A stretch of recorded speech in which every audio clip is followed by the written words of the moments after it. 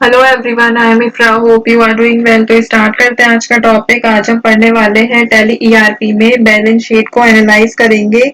तो सबसे पहले हमें समझना होगा बैलेंस शीट होता क्या है। उससे पहले आपने देखा होगा कि हमने प्रीवियस सेशन में यहाँ पे एंट्रीज की थी, यहाँ पे प्रॉफिट एंड लॉस में कि प्रॉफिट एंड लॉस क्या होता है, इसकी एंट्रीज देखी थी। परचेज अकाउंट से रिलेटेड कि परचेज अकाउंट में एंट्री कहाँ से है, इसमें नेट प्रॉफिट क्या होता है, ग्रॉस प्रॉफिट क्या होता है, इनडायरेक्ट इनकम से रिलेटेड देखा था ये क्या होती है, कौन सी एंट्रीज इसमें की गई है। जैसे एंटर करूंगी तो इसमें सर्विसेज दी गई थी जिसका हमें रिसीव हुआ था अमाउंट, वो कितना था 20,000।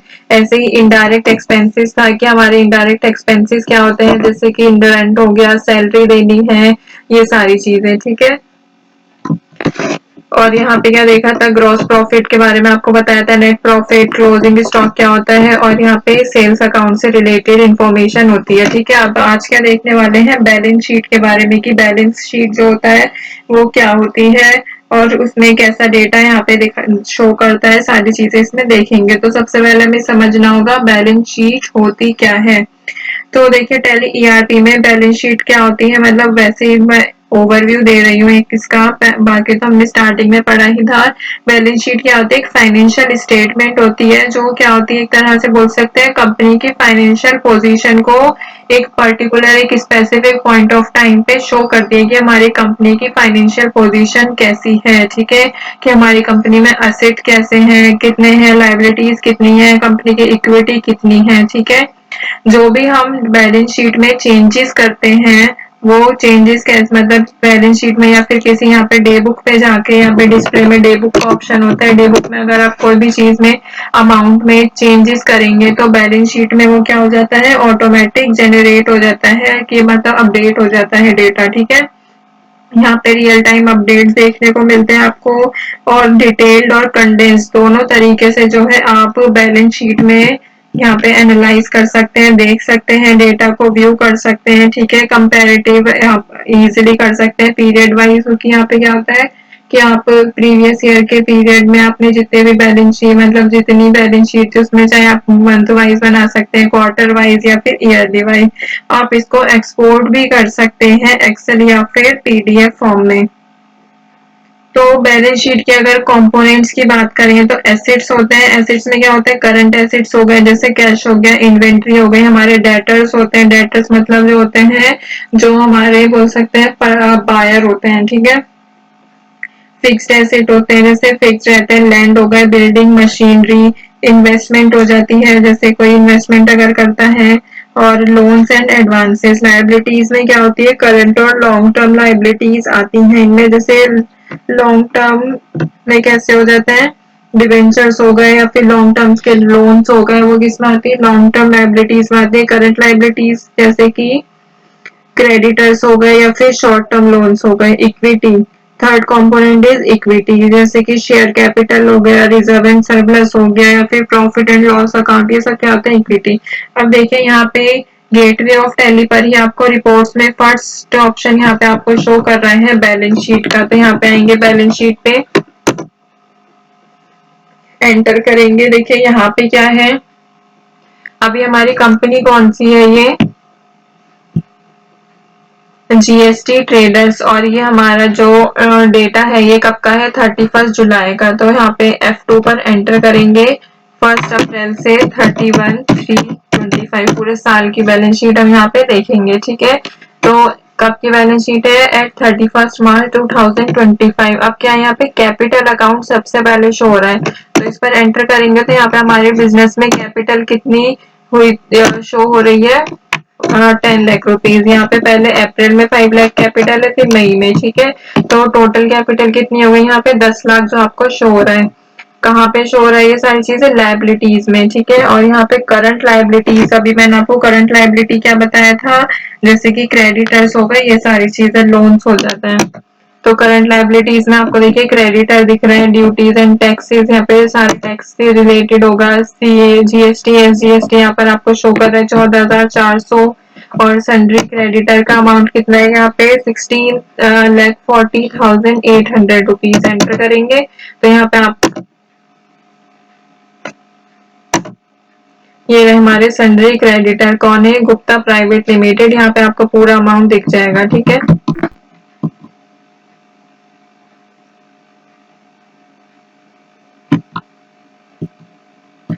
यहाँ पे नीचे आएंगे तो प्रॉफिट एंड लॉस अकाउंट, देखिए प्रॉफिट एंड लॉस अकाउंट में कितना अमाउंट लिखा है, 11,55,000। और यहाँ पे प्रॉफिट एंड लॉस अकाउंट में आएंगे तो यहाँ पे हमारा नेट प्रॉफिट भी कितना है, 11,55,000। जो हमारा नेट प्रॉफिट है वही बैलेंस शीट में as a profit and loss show हो रहा है, ठीक है। तो यहाँ से बाहर जाएंगे, बैलेंस शीट पे आएंगे, यहाँ पे प्रॉफिट एंड लॉस आपको दिख रहा है।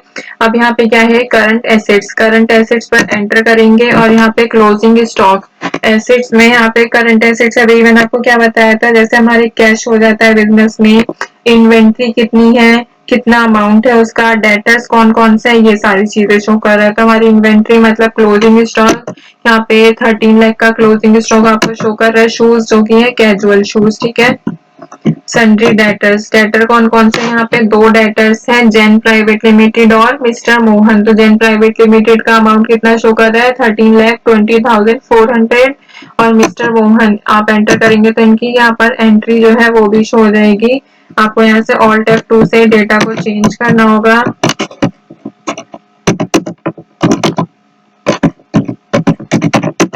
तो यहाँ पर आपकी एंट्री आ गई है, 1 अप्रैल की एंट्री की गई थी, सेल्स की एंट्री है जो आपको यहाँ पे दिख जाएगी कि आपने सेल किया है मिस्टर मोहन को क्या चीज, कैजुअल शूज, जिसपे CGST और SGST भी 99% जो है लगा है इस पे, ठीक है।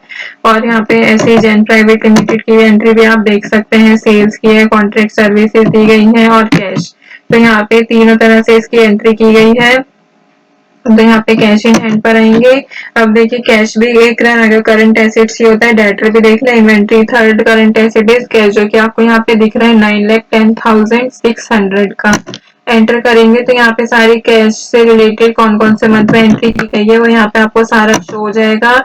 जैसे हम अप्रैल में आते हैं तो 1 अप्रैल से 30 अप्रैल तक तो आपको यहाँ पे दिख जाएगा। अगर आपको डेट चेंज करनी है डेटा की तो ऑल्ट F2 से 31/3/25 सारी एंट्रीज आपको यहाँ पर दिख जाएंगे कि कैपिटल कितना था कैश में, रेंट कितना पे किया गया है, यहाँ पे दोबारा से कैपिटल आई मई में, फिर जैन प्राइवेट लिमिटेड से अमाउंट रिसीव हुआ है और पेमेंट इनको किया है गुप्ता प्राइवेट लिमिटेड को। ऑल्ट F1 पर एंटर करेंगे तो यहाँ पे आपको जो डिटेल शो हो रही थी वो कैसी शो हो गई है, कंडेंस्ड शो हो गई है, ठीक है। मतलब सिर्फ ऊपर ऊपर से एक ओवरव्यू दिख गया है इसका। तो यहाँ पे आपको क्या दिख रहा है, क्लोजिंग बैलेंस कितना है इसमें, 9,10,600 का जो हमारा कैश का है क्लोजिंग बैलेंस, ठीक है, आपको डेबिट साइड में शो हो रहा है, मतलब कि इतना ये सब है। तो यहाँ पे हमने बैलेंस शीट को देखा और बैलेंस शीट का टोटल देखिए आप, assets equal to liabilities, balance sheet हमेशा क्या, एसेट्स और लायबिलिटीज हमेशा इसमें इक्वल रहते हैं, कितना है 37,67,000। और अगर आप इसको ऑल्ट F1 पर एंटर करेंगे तो ये सारा आपको बाहर से ही क्या मिल जाएगा, एक ओवरव्यू मिल जाएगा इसका बैलेंस शीट का, ऑल्ट F1 पर प्रेस करके। तो अगर आपको इसको प्रिंट करना होगा तो ऑल्ट P पर एंटर करेंगे और इसको आप प्रिंट भी कर सकते हैं। जैसे Y पर एंटर करूंगी तो यहाँ पे ऑल्ट Z पर एंटर करेंगे तो बैलेंस शीट जैसी वहां पर शो हो रही थी 1 अप्रैल से 31 जुलाई तक की करी है हमने, तो यहाँ पर आपको अमाउंट और सारी चीजें डिटेल में शो हो जाएंगी, ठीक है। और अगर आपको इसको एक्सपोर्ट करना होगा तो ऑल्ट E पर एंटर करेंगे और एक्सपोर्ट भी कर सकते हैं बैलेंस शीट को। जैसे मैं यहाँ पे Y पर एंटर करती हूँ, अभी एक्सेल में ये एक्सपोर्ट हो रहा है, अभी देखा लिखा भी आ रहा है एक्सपोर्टिंग टू एक्सेल। तो यहाँ पे अपडेट हो रही है सारी रोज और ये एक्सेल ओपन हो रहा है, इसमें सारी जो बैलेंस शीट है देखिए यहाँ पर आपको जैसे वहां पर थी आप इसको एक्सपोर्ट भी कर सकते हैं एक्सेल में, MS एक्सेल में। तो सेम डेटा यहाँ पे लिखा आ रहा है कि 1 अप्रैल से 31 जुलाई तक की है, कंपनी का नेम लिखा आ रहा है, लायबिलिटी की साइड है ये सारी चीजें और एसेट की साइड ये सारी चीजें हैं। तो यहाँ पर टोटल अमाउंट मतलब एक तरह से आप इसको एक्सपोर्ट भी कर सकते हैं अगर आपको किसी को डिस्ट्रीब्यूट करना है वाली इंफॉर्मेशन या फिर किसी के साथ शेयर करनी है तो आप एक्सपोर्ट करके भी उनको दे सकते हैं अगर उनके सिस्टम में MS एक्सेल है तो, ठीक है। ऐसा जरूरी नहीं है कि आप एक्सेल में ही इसको एक्सपोर्ट कर सकते हैं, इसको PDF फॉर्म में भी एक्सपोर्ट किया जा सकता है। जैसे ऑल्ट E पर मैं एंटर करूंगी तो यहाँ पर आपसे पूछा जाता है फॉर्मेट क्या होना चाहिए। जैसे यहाँ पे लिखा है एक्सेल, तो यहाँ पे आप क्या कर सकते हैं, पीडीएफ फॉर्म को सिलेक्ट करेंगे और वो पीडीएफ में एक्सपोर्ट हो जाता है। ठीक है, ये रहा, जैसे पीडीएफ में यहाँ से आप एक्सपोर्ट कर सकते हैं। ठीक है, तो आई होप आपको समझ आया होगा। बैलेंस शीट से रिलेटेड सारी इन्फॉर्मेशन टॉपिक को एंड करते हैं, मिलते हैं नेक्स्ट सेशन में। Stay tuned, thank you.